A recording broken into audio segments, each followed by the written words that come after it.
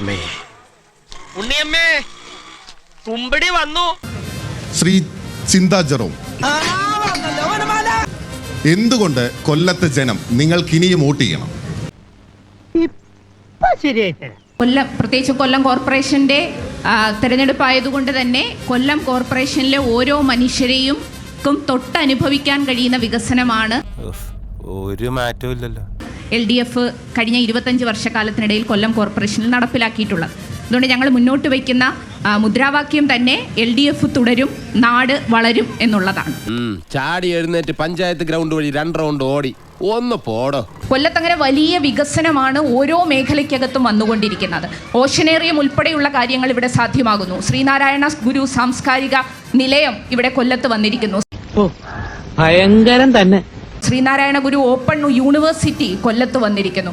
അപ്പം കൊല്ലത്തിന് ചരിത്രാതീത കാലം മുതലേ ഉള്ളൊരു വലിയ വികസനമുണ്ട്, വലിയൊരു പൈതൃകമുണ്ട്. കേൾക്കാൻ നല്ല രസമുണ്ട്. കഴിഞ്ഞ 30 വർഷത്തെ ഭരണം, LDFന്റെ ഭരണം, ഇവിടുത്തെ രാഷ്ട്രീയം ബാധിക്കാത്ത ഇവിടെ കൂടിയിരിക്കുന്ന കൊല്ലം കോർപ്പറേഷനിൽ താമസിക്കുന്ന ഈ ജനസദസ്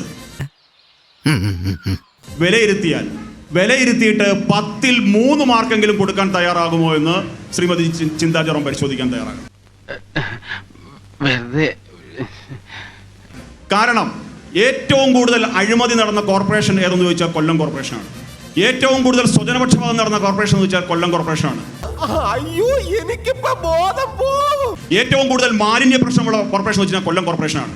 ഇവിടെ ചിന്ത പറഞ്ഞതുപോലെ പദ്ധതികൾ ധാരാളം പ്രഖ്യാപിക്കും. ഇപ്പൊ ചിന്ത തന്നെ പറഞ്ഞ ജീവനാണ് അഷ്ടമുടി, ജീവിതമാണ് അഷ്ടമുടി. പക്ഷേ അഷ്ടമുടി ജീവനുമല്ല, ജീവിതമല്ല, മലിനമാണ് അഷ്ടമുടി, മാലിന്യമാണ് അഷ്ടമുടി. ഇത് വടി കൊടുത്ത് അടി വാങ്ങുന്ന പരിപാടിയാണല്ലോ ബാബു. ഇതിന് നേരെ ഓപ്പോസിറ്റ് ഒരു ടൗൺ ഹാൾ നിൽപ്പുണ്ട്. ബിനിലെ ഈ ടൗൺ ഹാൾ നവീകരിച്ചത് കഴിഞ്ഞ 5 വർഷത്തിനിടയിൽ 6ഓ 7ഓ തവണയാണ്. സ്വാഭാവികം. ഇവിടുത്തെ ഭരിക്കുന്ന കോർപ്പറേഷൻ മേയറുടെ മകൾക്ക് എപ്പോൾ കല്യാണത്തിന് സാഹചര്യം ഒഴുകുന്നോ അതിന് തൊട്ട് മുമ്പ് ടൗൺ ഹാൾ നവീകരിക്കും. 56 ലക്ഷം രൂപയ്ക്ക് ഇപ്പം നവീകരിച്ച് കഴിഞ്ഞപ്പോൾ നിലവിലെ മേയറുടെ മകളുടെ കല്യാണം പെട്ടെന്ന് നടന്നു. ഇത് മാത്രമല്ല, ഇപ്പൊ ഈ വി പാർക്കിന്റെ മഹത്വം പറഞ്ഞല്ലോ, ഈ വി പാർക്കിന്റെ മഹത്വമല്ല, ഇതിനേക്കാൾ മഹത്വമുള്ള വേറൊരു പാർക്കുണ്ട് ഇവിടെ, ജവഹർ പാർക്കും കഫ്റ്റീരിയയും. അത് ആർക്കാണ് കൊടുത്തിരിക്കുന്നത് അറിയാമോ റെന്റിന്? എന്താ ഉറക്കം വരുന്നു. ഈ കഴിഞ്ഞ തവണ ഇവിടെ മേയറായിരുന്ന ശ്രീമതി പ്രസന്ന ഏണസ്റ്റിന്റെ മരുമകന്റെ ചെറിയച്ഛന് കൊടുത്തിരിക്കുന്നതിന് വേണ്ടിയിട്ട് തെളിവ് സഹിതം കാണിച്ചു തരാം. ഒരു വിശപ്പ് രഹിത നഗരമായി നമ്മുടെ നാട് മാറുന്നു.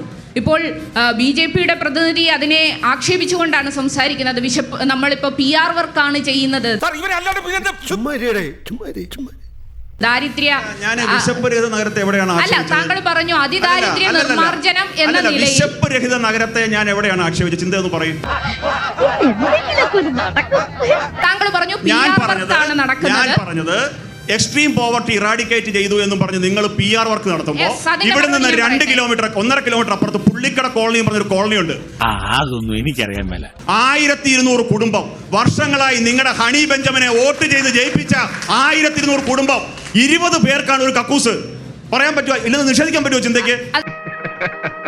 20 പേർക്കാണ് ഒരു കക്കൂസ്, 20 പേർക്ക് കക്കൂസ്. 1200 കുടുംബം ദുരിതക്കയത്തിലാണ്. മഴ പെയ്തു കഴിഞ്ഞാൽ ഉള്ള പകർച്ചവ്യാധികൾ മൊത്തം പിടിപെട്ടുകയാണ്. ജനങ്ങൾ കഷ്ടപ്പെടുകയാണ്. ഇതൊരു നടക്ക് പോണ മാതിരില്ല. പുള്ളിക്കട കോളനിയുമായി ബന്ധപ്പെട്ടുള്ള വിഷയത്തിൽ നമുക്കറിയാം അവരുടെ ദുഃഖം നമ്മുടെ എല്ലാവരുടെയും ദുഃഖമാണ്. നമ്മളത് ഏറ്റെടുത്തുകൊണ്ട് തന്നെയാണ് സംസാരിക്കുന്നത്, അവർക്കൊപ്പം നിന്നാണ് സംസാരിക്കുന്നത്. പക്ഷേ എന്നിട്ട് നാം മനസ്സിലാക്കേണ്ട ഒരു കാര്യം, കൊല്ലത്തിനൊരു MP ഉണ്ട്. പുള്ളിക്കട കോളനി സ്ഥിതി ചെയ്യുന്നത് എവിടെയാ? റെയിൽവേ പുറമ്പോക്കിലാണ്. അതിനൊന്നും ഇല്ലേ? റെയിൽവേയുമായിട്ടുണ്ടാകുന്ന കരാറിന്റെ അടിസ്ഥാനത്തിൽ മാത്രമേ അവിടെ വികസന പ്രവർത്തനം നടത്താൻ പറ്റൂ. തീരദേശത്ത് പുതിയ 3 ഫ്ളാറ്റുകൾ പണിഞ്ഞ് പുനരധിവാസം കൊല്ലം കോർപ്പറേഷൻ നടപ്പിലാക്കി.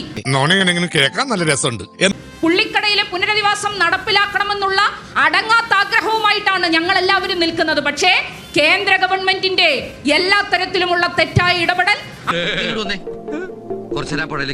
അതിന് യാതൊരു സമ്മർദ്ദവും നടത്താൻ കൊല്ലത്തിന്റെ MP തയ്യാറാകുന്നില്ല. അപ്പൊ UDF BJP ബാന്ധവമാണ് പുള്ളിക്കടയിലെ ജനങ്ങളുടെ പ്രശ്നത്തിന് കാരണം. സ്വന്തം ഇഷ്ടത്തിന് തട്ടിവിടുന്നതാണ്. നാക്കെടുത്താന്നേ പറയൂ. നിങ്ങൾക്കിത് ചെയ്യാൻ സാധിക്കില്ലെങ്കിൽ എന്തിനാണ് ജനങ്ങളെ പറ്റിക്കുന്നത്? 5 വർഷം മുമ്പുള്ള ശ്രീമതി ഹണി ബെഞ്ചമിന്റെ മാനിഫെസ്റ്റോ ഞാൻ ഞങ്ങൾക്ക് കാണിച്ചു തരാം. ഞങ്ങൾ പുള്ളിക്കട കോളനിയിലെ അന്തേവാസികളുടെ പുനരധിവാസം ഉറപ്പാക്കും. നീ അറിഞ്ഞ ഞാൻ പിന്നെ പെട്ടു. ഇങ്ങനെ ഫ്ലെക്സ് വെക്കാനായിട്ടുള്ള ഒരു ഫ്ലെക്സിലുമാണ് കൊല്ലത്തിന്റെ MP. അല്ലാതെ അദ്ദേഹത്തെ കൊണ്ടൊരു പണി നടക്കത്തില്ല. നിങ്ങൾക്ക് സാധിക്കില്ലെങ്കിൽ നിങ്ങൾക്കത് ചെയ്യാൻ പറ്റിയില്ലെന്നുണ്ടെങ്കിൽ നിങ്ങൾ തുറന്നു പറയാൻ തയ്യാറാകൂ. നമുക്കറിയാം, നാട്ടിൽ വികസനം വരുമ്പോൾ ഒരുപാട് മാറ്റങ്ങൾ ഉണ്ടാകും. ഇപ്പോൾ പണ്ടത്തെ ഒരു റോഡല്ല നമ്മളിപ്പോൾ കാസർഗോഡ് തൊട്ട് തിരുവനന്തപുരം വരെ സഞ്ചരിച്ചാലുള്ളത്. ഒരു 6 മാസം കഴിഞ്ഞാൽ ഇതായിരിക്കില്ല. ഇവ നമ്മൾ നാളെടുത്തോണേട്ടാ. അപ്പോൾ വലിയ മാറ്റം നമ്മുടെ നാട്ടിലുണ്ടാകും. അപ്പം ആ മാറ്റത്തിന്റെ ഭാഗമായിട്ട് പറയാൻ സമ്മതിക്കും. നിർത്തി അങ്ങ് അവമാനിക്കുവാണെന്നേ. ശ്രീ രാധാകൃഷ്ണൻ സാർ സൂചിപ്പിച്ചതുപോലെയുള്ള ചില പ്രദേശങ്ങൾക്കകത്ത് വികസനം വന്നതിന്റെ ഭാഗമായിട്ടുള്ള മാറ്റങ്ങൾ ഉണ്ടായിട്ടുണ്ട്. പക്ഷേ ആ വികസനത്തെ മുൻനിർത്തിക്കൊണ്ട് വികസനം നടക്കുമ്പോഴും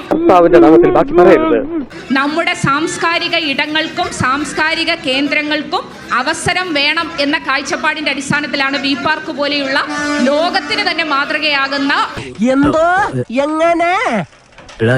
പദ്ധതികൾ ഇവിടെ നടപ്പിലാക്കാൻ സാധിച്ചിട്ടുള്ളത്.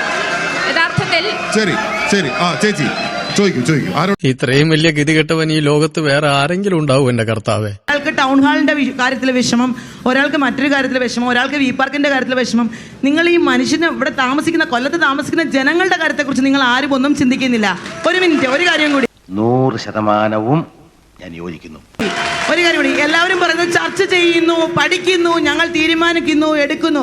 പക്ഷെ നിങ്ങൾ നടപ്പിലാക്കുന്നു എന്നൊരു വാക്കുകൾ ഇതുവരെ ഞാൻ പറഞ്ഞു കേട്ടില്ല. ഇതുവരെ പെണ്ണുങ്ങളായ ഇങ്ങനെ തന്നെ വേണം. ആശ്രമ മൈതാനത്തെ നായകളുടെ ശല്യത്തെ പറ്റി പറഞ്ഞു. ആശ്രമ മൈതാനത്തിന്റെ അടുത്താണ്, ആശ്രമ മൈതാനത്തിന് അടുത്തുള്ള ഒരു നിവാസിയാണ് ഞാൻ. അവിടാണ് ഞാൻ ജീവിക്കുന്നത്. നിലവിൽ അങ്ങനെ നായശല്യമൊന്നും ആശ്രമ മൈതാനത്തുള്ളതായിട്ട് എനിക്കറിയില്ല. ചിന്തയുടെ കൂടെ കാറിലായിരിക്കും മാഡം വന്നത്. അതുകൊണ്ടാണ് മാഡത്തിന് പട്ടിയെ കാണാഞ്ഞത്. മനസ്സിലായില്ലേ? അതുകൊണ്ടായിരിക്കും മാഡത്തിന് പട്ടിയെ കാണാഞ്ഞത്.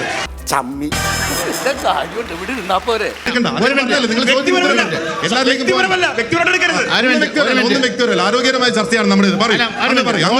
എല്ലാവരുടെയും ശബ്ദങ്ങൾ കേൾക്കണം. ജനാധിപത്യപരമായ ചർച്ചയാണ്. ചോദ്യത്തിന് ഉത്തരവുണ്ടെങ്കിൽ പറയൂ, അല്ലാതെ കൊഞ്ഞണം കുത്തരുത്. ചോദിക്കാനുണ്ടോ? ചോദിക്ക്. അല്ലാതെ ഒന്ന് കൊഞ്ഞണം കുത്തല്ലേ.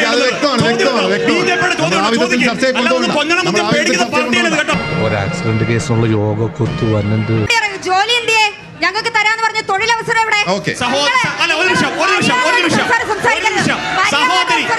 കവി തല്ലു വാങ്ങിയിട്ടേ പോകുന്നാ തോന്നുന്നത്. ഉത്തരം വേണ്ടേ? സഹോദരി കഴിഞ്ഞ 1 വർഷത്തിനിടയിൽ എഴുതിയ RRBയുടെയോ ബാങ്കിങ് എക്സാമിന്റെയോ കേന്ദ്ര ഗവൺമെന്റ് ഏതെങ്കിലും ഒരു എക്സാമിന്റെ അങ്ങ് അറ്റൻഡ് ചെയ്ത അഡ്മിഷൻ ടിക്കറ്റ് അങ്ങനെ കാണിക്കാൻ പറ്റുമോ? പറഞ്ഞിട്ടില്ല. കാണിക്കാൻ പറ്റുമോ? വെറുതെ പോകരുത്. അത് കഴിഞ്ഞു. നമുക്ക് കേന്ദ്ര ഗവൺമെന്റ് ഇറക്കിയ ഏതെങ്കിലും ഒരു നോട്ടിഫിക്കേഷൻ കാണിക്കും. നോട്ടിഫിക്കേഷൻ ഉണ്ടെങ്കിലല്ല അപ്ലൈ ചെയ്യാൻ പറ്റൂ. പിന്നെ ചൂടാണ്ട് AC ഒന്നും ഇല്ല. അതോ തൽക്കാലം ഇത്രയും മതി. വരട്ടെ.